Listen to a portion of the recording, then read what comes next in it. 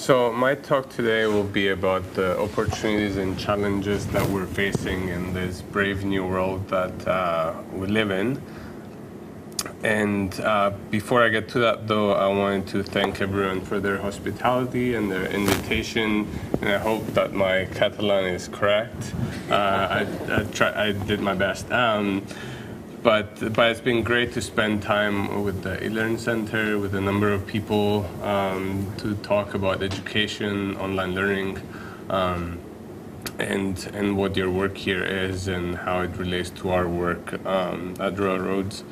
I'll talk a little bit about Royal Roads just to give you a sense of the context in which I function. But this university, like York, was set up in 1995 with a focus or a mandate to serve working professionals. So it offers graduate applied degrees,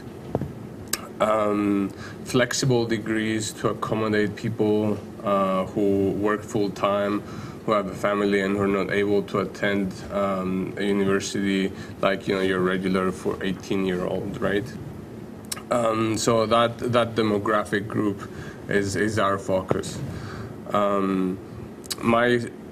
My appointment is in the School of Education and Technology, and we offer graduate degrees in educational technology, in educational leadership. We also offer certificates in instructional design and online teaching. So a lot of similarities with the eLearn Center. In 1995, that was a very novel idea, right? At that time, the norm was the face-to-face university for the 18, 21-year-old. Whereas at this point in time, you see that a lot of universities are catching up to the idea of online education. They're catching up to the idea of traditional residential universities moving online or trying hybrid things. So that's kind of where I am. Before this, I was at the University of Texas at Austin, a large research university. Just to give you a sense of how large it was, the number of applicants last year for the entering freshman class was 50,000 students. And at any point in time, we had 50,000 students on campus. Before that, I was at the University of Manchester in the UK. Again, large research university, similar situation, one of the 3 largest universities in the UK. I thought I would start by talking about the MOOC phenomenon because it sets the context for the challenges and opportunities that we're facing. And I like to see MOOCs and the rise of educational technology as a symptom as opposed to a solution for the problems that we're facing. And I think that the MOOC, the idea of the MOOC, is a symptom of economic pressures that universities are facing. It's a symptom of policy and politics, business and privatization issues.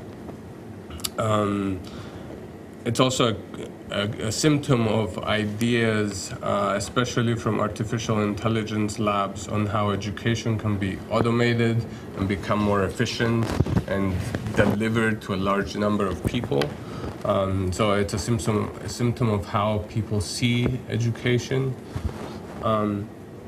It's also a failure on e-learning and educational technology and education research in general to teach people about what education is and about the findings of educational research.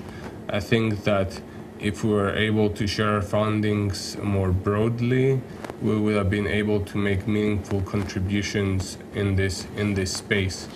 And in particular, in this last point, I'll connect it to open scholarship and digital scholarship towards the end of my presentation. So I'll touch upon all these issues as I go through. But if at any point in time you have a question or you want to stop me and talk about something, feel free to just raise your hand and tell me. So my first point is that universities at this point in time are facing a number of powerful forces that may shape how they look like in the future. They have faced a number of forces in the past. For example, the Bologna Agreement, joining the European Union has forced a lot of countries to change the way that they do education. In the US, the Vietnam era had profound changes in our educational systems. But the point is that universities function within a society, and as societies change, then so do those universities change. These are the pressures that I think we're facing right now. We're facing economic pressures. At the same time, governments are reducing their support for universities, and online education is seen as a way to reduce costs. We're seeing social pressures. In a lot of societies throughout the world, online is the norm, right? We don't just go online to do something. We pretty much exist online, right? You look up your recipes, you find partners and relationships online, you book your flights, you change your flights online. So everything online pervades society. So the argument here, if online is so pervasive, then where does the institution fit in, right? Demographic changes like this university and like railroads, the 18-year-old is not necessarily the norm, is not the person that we are addressing education to. And then we have political changes, right? In the United States, there's a large push from the legislature, from the government, for online education. Sometimes that comes from big corporations and private interests because they see that there's money to be made in education. And other times it's just people's beliefs about what education should be about, what educational institutions should be about.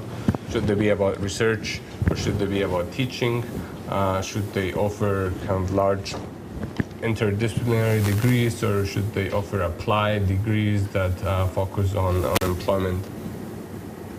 So these are all the forces that are kind of happening at this point in time, and it's a little bit difficult for institutions to figure out, well, what should we do? How should we change? Should we change? What is our core value and our core contribution? At the same time, I think that there's more and more faculty members that are speaking up about the role of education in society, and we see more grassroots projects aiming at improving education. I'm really excited by this. I see instructors and faculty members push towards improving the practice of education. And even though a lot of these projects have a lot to learn from educational theory and educational research, I think the idea of wanting to improve education and develop projects for improving it are worthwhile to think about. Largely, all of these have held us into this environment where educational technology has taken a kind of a front stage, right? When I was studying educational technology, this was on the fringes. The places that were doing online education in the United States, at least, was the University of Phoenix, a lot of private institutions. So it was seen with a lot of skepticism. But nowadays, there's a lot of interest, and a lot of interest from places that may be able to make online education a legitimate endeavor. So even though we're facing the challenges, I think this is an opportunity for us, especially schools of education, places like this, have an opportunity to prepare learning designers to be involved in this era of developing educational solutions. And we can be involved in the design of future systems and how future systems look like. We can advocate for our values. For example, if we believe that student-centered learning environments are where we should be headed, as opposed to delivery modes that essentially treat the instructor and the learner as two entities, then we can do that.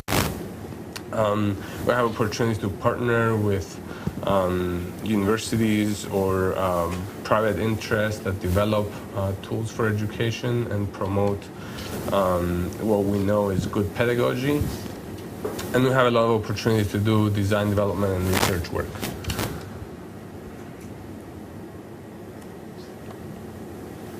So the state of higher ed in 2012, if we were to describe it in a few words, I would say that there's a sense of urgency and tension, a sense of needing to do something quickly when kind of the foundations of our existence are in shambles, essentially.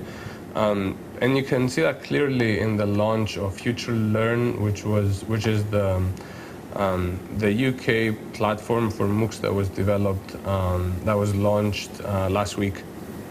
But essentially, within a year, we have a system that was designed and developed. Universities that have partnered to offer courses on that, and about 50.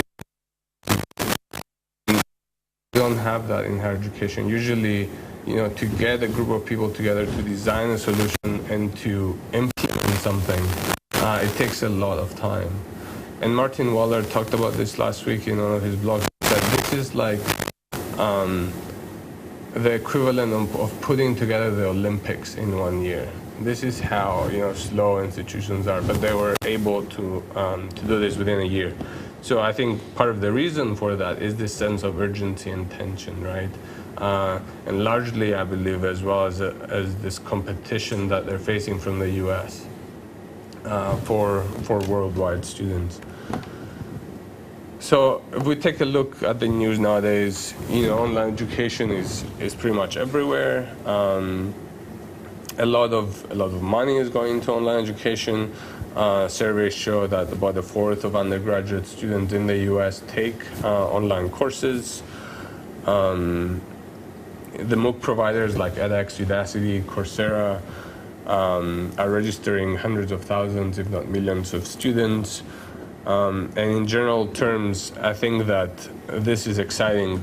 The imperative of educating the world for free is exciting, but at the same time, there's worries from institutions, right? If Stanford and Yale are offering courses for free, what should the small university do, right? What should Royal Roads do? Should they be responding to that? And even though we have these so-called courses online for free, what are the outcomes, right? Who are these courses directed towards? Who is taking them? And how can we define success?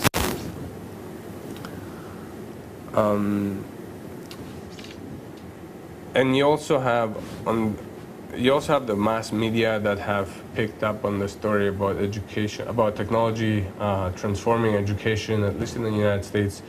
Large publications like The Atlantic, the New York Times, Forbes have looked at some of these initiatives and have headlines like, "This is the most important experiment in higher education.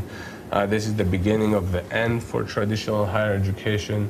Even though I don't, agree with those statements, I do think that there's something happening here, something that essentially says we need to respond, and we need to respond to our learners. In relation to the news stories that celebrate the success of educational technology, I think we've seen this a lot recently, this idea of individuals being enthusiastic about technology and believing that technology will solve the problems that we're facing. And you can see that in any newspaper that says technology will. Like, technology will change education, technology will transform the institution, and so on. But we've seen from research in the past that this is not necessarily true, right? There are same beliefs about the radio, about TV, about the learning management system, microcomputers, the internet, any sort of technology that's relatively new, you will see the same claims being made.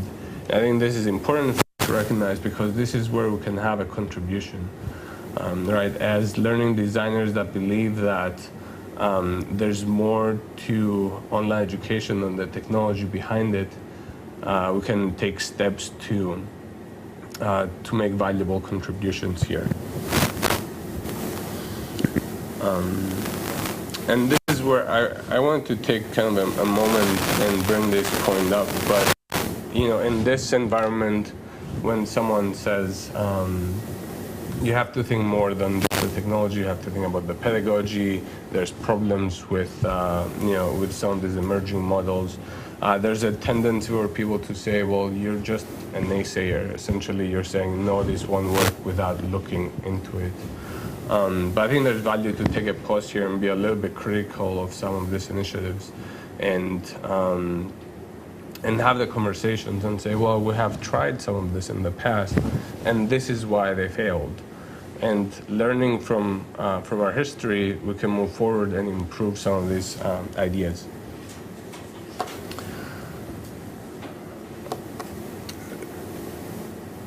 A number of recent initiatives focus on the ideas of disaggregation and unbundling.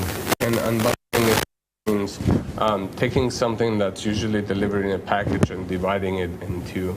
So, for example, think about the security industry, right? At my hotel, same hotel that Luis is at, there's a security guard at the door, right? That security guard works for a company that the Sheraton 4 Points hires, right? The Sheraton 4 Points doesn't provide their own security, they outsource that to someone else. And we've seen this a lot in relation to online education and educational institutions. Historically, it's a practice that we've seen. Some people call it the outsourcing, contracting out, privatizing, but it's essentially the same thing. So things like food services, healthcare, the bookstore, there's a lot of activities that universities do that may not necessarily be the core of our work, right? And you see this a lot when we talk about competency-based education. And competency-based education is this idea of the institution being agnostic to where learning comes from. So when students come to us, they have knowledge about the field, right? And competency-based education says, well, we should not necessarily be in the business of teaching individuals, but we could be in the business of assessing those competencies. And I'm just stating the extreme example, but there's a wide range of things that go on in here. But just to give you a few examples, Southern New Hampshire University, for example, is offering a $5,000 two-year associate degree that lets adults earn a diploma by showing competency on a number of competencies. So rather than credits and class credits, they show competencies on what they know. And I understand that, a $5,000 degree might sound a lot of money to, within this context that we're in right now, right? But in the U.S. context, we're talking about degrees that cost anywhere from $7,000 to $25,000, $30,000 per year. So you can see that, comparatively, this is a much lower cost offering. And how do they assess competence? I don't know specifically about this university, but it ranges from standardized exams to portfolios. Okay. Right? So again, a wide range of approaches. In April, the Obama administration made this university the first school eligible to receive federal aid for using this model of education. Right? So when there's government money provided for some of these types of education, then you can see that they're interested. The University of Wisconsin in Madison is also trying to get this.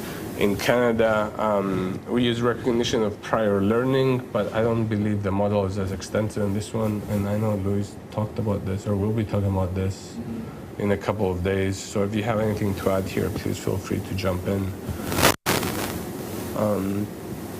But we're seeing a new crop of a lot of players jumping into online learning in relation to competency-based And a lot of these universities have learned a lot from the four. So for example, there's a lot of marketing to attract students. There's 24-hour call centers. You can see, Western Governors University, there's a phone right there that you can call. You don't see that in traditional residential universities. You see the rise of academic Sherpas and academic advisors, monitor discussion boards and can support students. You see the use of data analytics to track participation and contributions.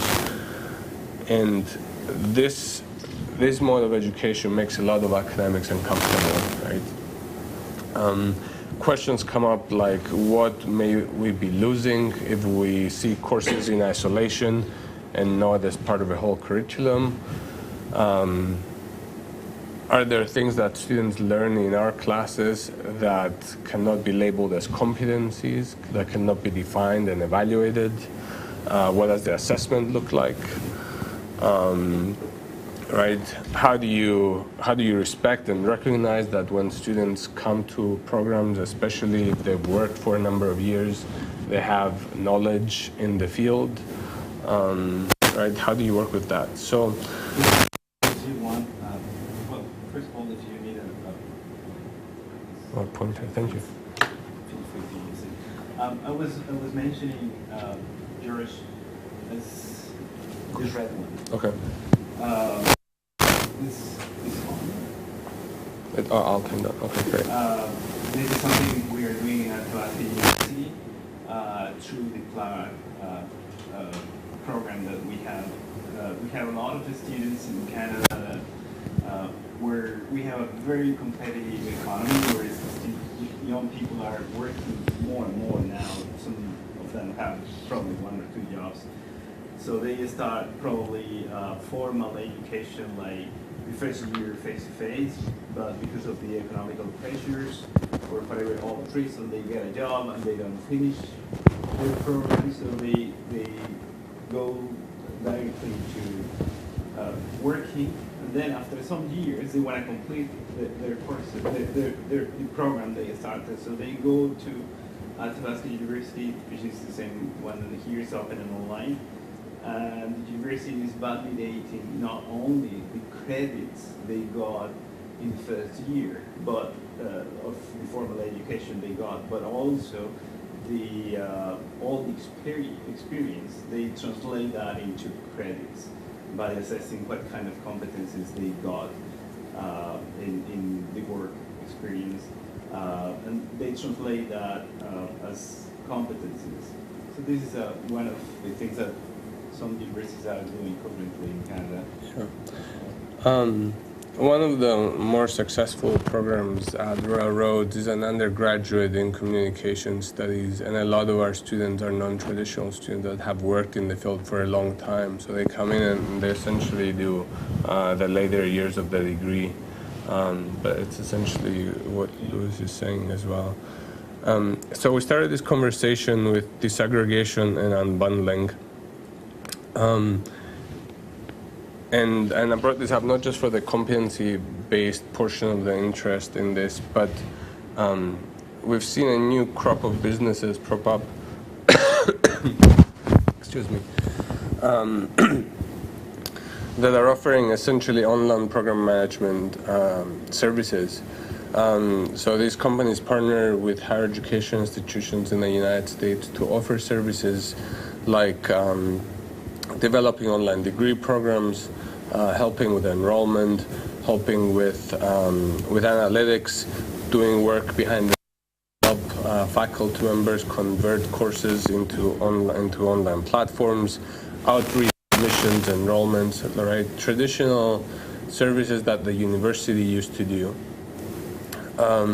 We're seeing a lot of partnerships with private organizations. So the idea is that in this manner, universities will be able to expand their reach, learn from business practices that have been in place in other industries, and increase enrollment and grow revenue. So a number of these ideas, disaggregation, partnering with private companies to help develop online courses, bring up this question of, well, what is the new role for the faculty member? What is the role of instructional designers, tutors, instructors, and how is this changing? And there's a lot of discussion on this. This university and Railroads, I think, are already ahead of the game in that we're already involved instructors and professionals in the design and the teaching of our courses. I know in my conversations with a number of people, we talked about tutors and consultants and so on. And this is a model that is being explored in the United States at present as well. Western Governors University, for example, has student mentors, course mentors, program faculty, evaluators, right? Different practices that the faculty member used to do, all of them. Now different people do those. But there is a potential for new and changing roles, and I just have a couple of examples here of how this has looked at in recent initiatives. So Georgia Tech partnered with Udacity and AT&T to offer a master's degree in computer science in the form of a MOOC. And we had this conversation with Marcelo the other day about the cost of the degree, but the idea is that the degree will cost about $7,000, which in US terms is relatively inexpensive, considering that that same degree might have cost about between $40,000 and $70,000, right? So within this framework, faculty members were paid to design and develop the courses, and then there's an army of course assistants and teaching assistants to support the students while they're going through this experience. So that's how a number of the costs were said to have been reduced. A report that came out maybe 2 years ago looking at how can the United States move towards offering a $10,000 undergraduate degree, talked about academic advisors, mentors, coaches, instructional designers, hiring instructional designers in the teaching of these courses, and so on. So this was part of a 6 to 7 point plan of how to reduce costs. And then on the other hand, you have research projects like the one called the Changing Faculty and Student Success Project, in which individuals are not looking just at the money side of the equation, but they're also looking at things like academic freedom and shared governance and job security for everyone, not just tenure track faculty members, and this idea of teaching, research, and scholarship being intertwined. But there is a large problem in the United States where adjunct faculty members are hired to essentially teach 1 or 2 classes, and they're only paid for the teaching of that class, no benefits whatsoever, on contracts that are essentially, they're renewable contracts, right? Once the class ends, then the contract is over. But there's a push to make sure that those individuals also earn a living wage, are also treated as regular faculty and not just as people that we hire to reduce the cost of higher education.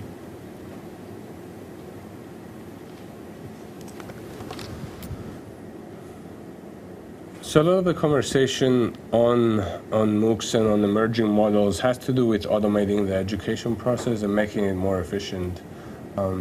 And traditional instructional design talks about the 3 E's of education: effectiveness, engagement, and efficiency. And a lot of the recent conversations are about efficiency, even though we have historically tried to stay away from that. I think efficiency is something that that may be helpful to think about, but it might be detrimental to some of the things that we're aspiring towards. And over the years, we have ideas about how can we turn knowledge and turn it over into all these individuals, right? And not just this, but Again, Marcelo and I had this conversation on Saturday. We're kind of seeing the revival of the 1980s artificial intelligence.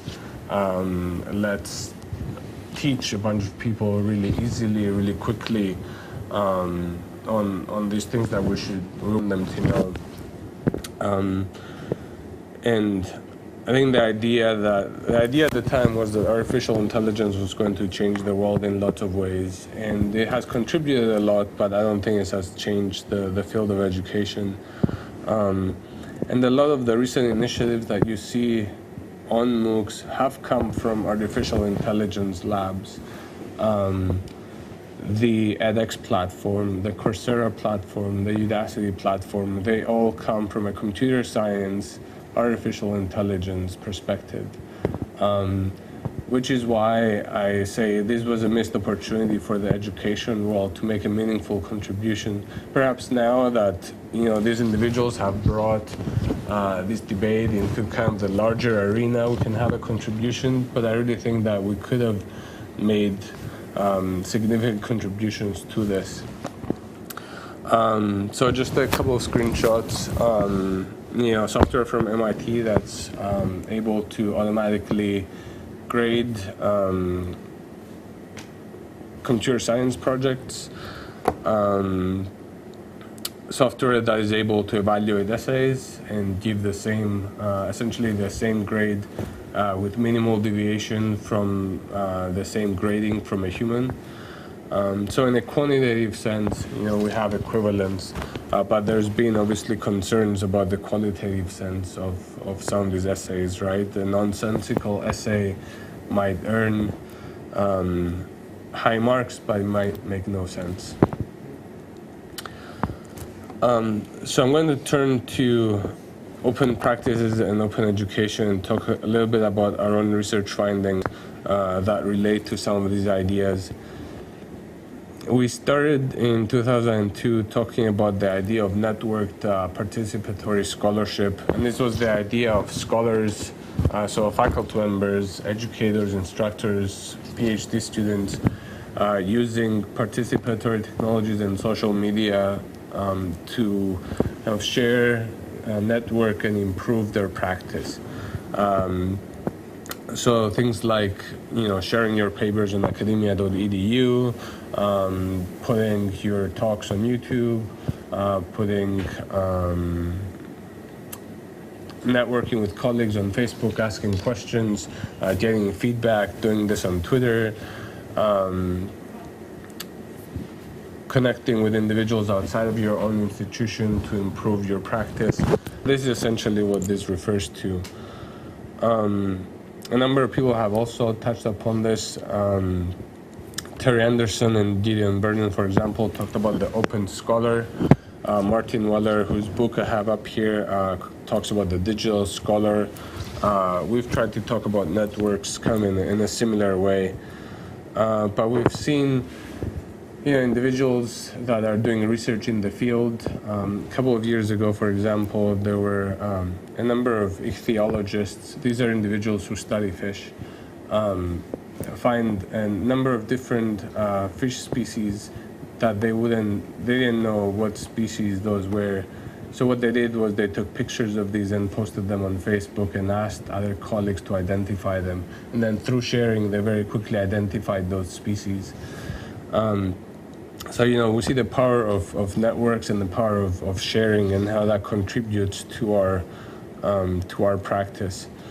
And this is not just, faculty members, but this is students as well, PhD students networking with each other and supporting each other, especially when they're at the institutions that, they might be the only PhD student there, or there might be two PhD students there.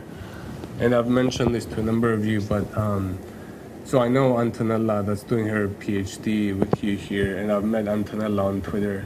And, I talked to her the other day, and it was the first time that I've talked to her, but she's been able to, get support from other individuals that were not located where she's at, and a number of other people do that.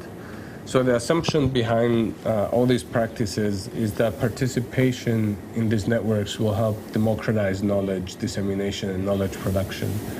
So what is the even though journals and published articles have value, conferences also have value too, right? Getting together with colleagues in a room like this and talking has value. What is the value of networks in doing some of these things? So moving on with this research program, we try to understand what do people share online and on networks, and I'm just going to run through a number of these things. But individuals post announcements about publications, awards, and job opportunities on their spaces. They share drafts of their papers with others and receive feedback. They develop and release digital textbooks. They share their syllabi, their instructional activities.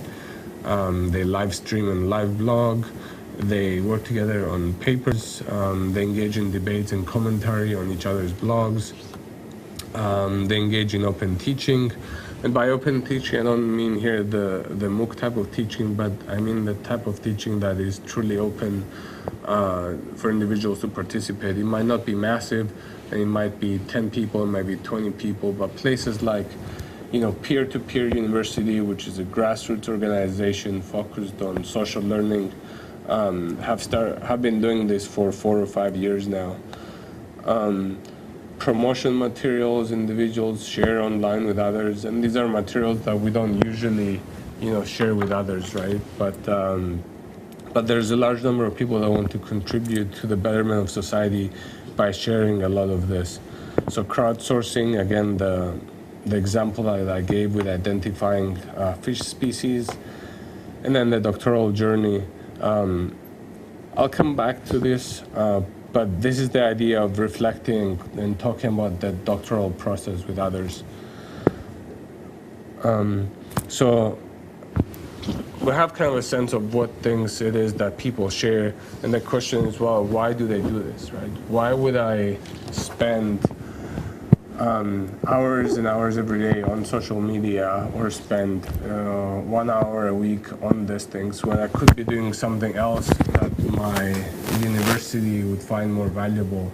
I don't know about your university, but when I was at Texas, I wasn't writing on a blog wasn't something that was worthwhile, right? No one would say, oh, George, you wrote a blog entry today. I don't know, here's 2 points on your evaluation, right? No one would do that. It was more about, well, did you write your research papers and did you publish them in the right journals, right? That was the currency, essentially.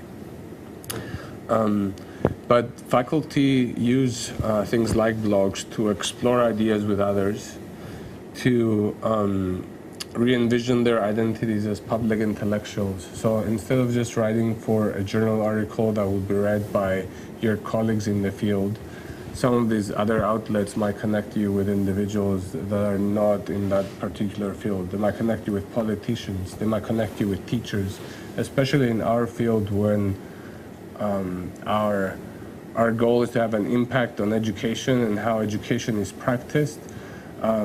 Teachers and instructors are not necessarily reading the journals that we're publishing in. So connecting with them on spaces like Twitter might allow us that opportunity to have greater impact. So sharing our knowledge, connecting with others, and reaching multiple audiences. And I have a little film here that talks about open sharing and what it might mean. So I'll play this for you.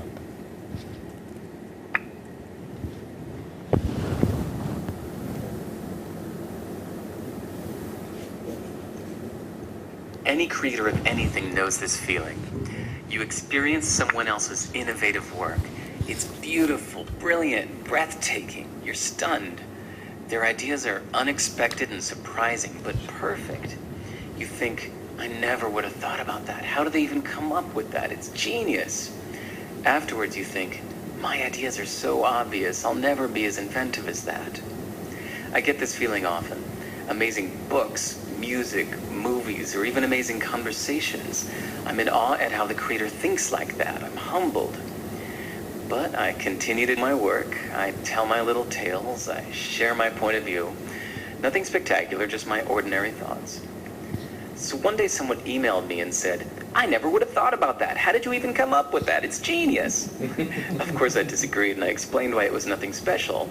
But afterwards, I realized something surprisingly profound. Everybody's ideas seem obvious to them. I'll bet even John Coltrane or Richard Feynman felt that everything they were playing or saying was pretty obvious. So maybe what's obvious to me is amazing to someone else. Hit songwriters in interviews often admit that their most successful hit song was one they just thought was stupid and not even worth recording. We're clearly a bad judge of our own creations. We should just put it out and let the world decide. Are you holding back something that seems too obvious to share? Okay. Just a little encouragement there for sharing. But this is a visualization of PhD Chat, which is a self-organizing community that was initiated by PhD students. So individuals in this community use social media to update each other on their progress. They share resources, they learn about the profession, they socialize, and they support each other. And it's interesting to look at this and think about what it represents. This was a graph that was created by one of my master's students.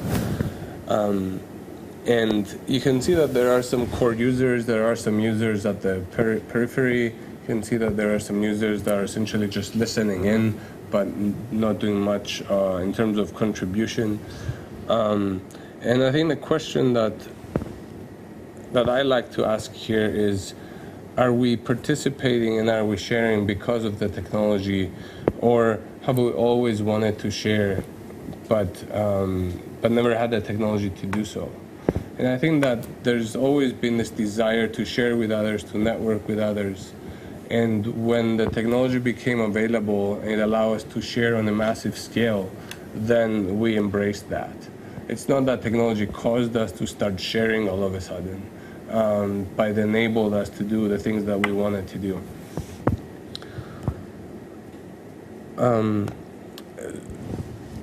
So talking about networks and about participation on the open web, we have this tension between these two different dimensions. At the top are things that we're worried about, like people stealing our work, our identity, the web distracting us from meaningful relationships, and so on. And at the bottom, we have the opposite, right? The place that brings networks together, that allows people to find each other, that exposes us to diversity, and a group of people willing and kind of eager to share. I think that that is an interesting space to work with, and an interesting concept to think about where we line up ourselves. One of our projects looked at online participation and how that is structured for us by the software that we use. So if you think about Facebook, if you think about Twitter, it has values built in it. So when people code, when they write software, they write that software with the beliefs that they have about the world. So when Facebook says, are you in a relationship, or are you interested in men and women, or women, they have a specific picture of the world that they believe others ascribe to. So when we use software like this, we're also taking on some of these values. And we interviewed a number of faculty members and tried to understand how they view their participation on social spaces. And a lot of them talked about Facebook because it was just pervasive in their day-to-day life. So here's one faculty member that says, my position is to build a community of teachers where you can share, so it makes sense for me to participate. Another person says, I made Facebook this hybrid space, so I brought in faculty, I brought in colleagues, and I brought in family, but now I'm in this space where it has become really annoying. I keep thinking that I should be writing or looking at data, but instead I'm doing this. And then a third member says, this is not worth it. I think it's okay for students to not know everything about me. I don't have time for this. I'm going to work on the things that the institution values. In a paper that we're working on right now, in which we interviewed students, we tried to understand how do they participate in social networks, and what they seem to be saying is that this space, and Facebook in particular, is a space in which a lot of groups come together. So family, friends from school, friends from high school, people from their church, boyfriends, ex-boyfriends, ex-girlfriends, and so on. So what happens is that when they participate, they post things that they believe are acceptable to all of these groups. So if you think of our identity as a big circle, and then if you think of all these groups overlapping on this circle, which part of that identity is acceptable to all of these people? It's a very small part.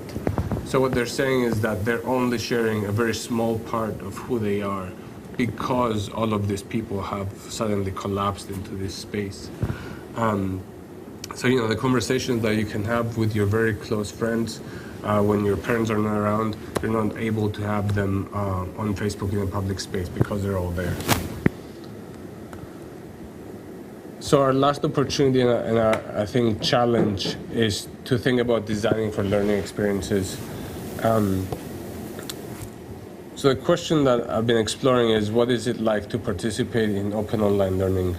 And in one class that I taught, I asked my students to essentially take a MOOC and then write an essay of their experiences, right? It was a way to say, instead of me telling you about MOOCs, I want you to take one and then tell me what it was like. Was it exciting? Was it boring? Was it spectacular? Why was it that way? So anyway, I had 10 students did this, and then we put together their essays into a book and just released it 4 days ago.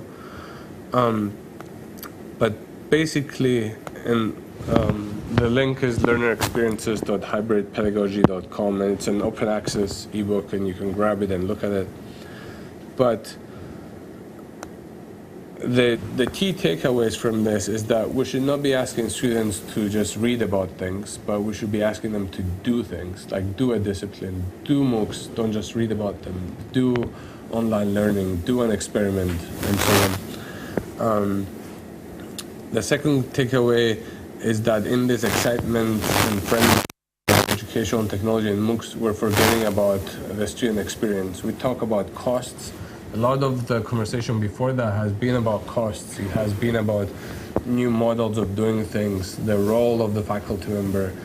There isn't much in this conversation about the student experience and what it is like to go through some of these new models that we're talking about. So we hope that this book, contributes to that conversation. And then another takeaway is this idea that we need different research methodologies to understand student experiences. There's a lot of excitement about big data and learning analytics, and I understand that.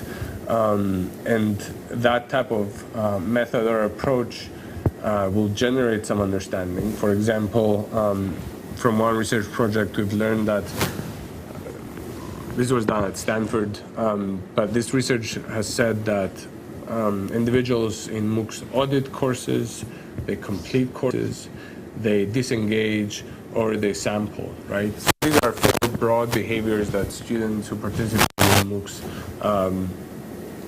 can be put into. Whereas in our study, that was a very different type of methodology. We see one participant that even though he was successful and he earned the certificate, then he still felt like this was a incomplete experience, right? So using different methodologies to understand different things about the student experience. So my summary of this experiment essentially was that we have a lot of hopes about open online education, but we also need to look at the reality and what the reality is and what the outcomes are. And we have very small pieces of kind of incomplete picture of what it is that students do when they do open online education. So in closing, I essentially asked the question to us and to our students, to our institutions, what do we want learning experiences to look like? Do we want them to be efficient, step-by-step attainments of outcomes, or do we want them to be fulfilling, inspiring, caring experiences? And are those two separate, or can we bring them together in some sort of a way? So that concludes my presentation. Thanks for taking the time and being attentive.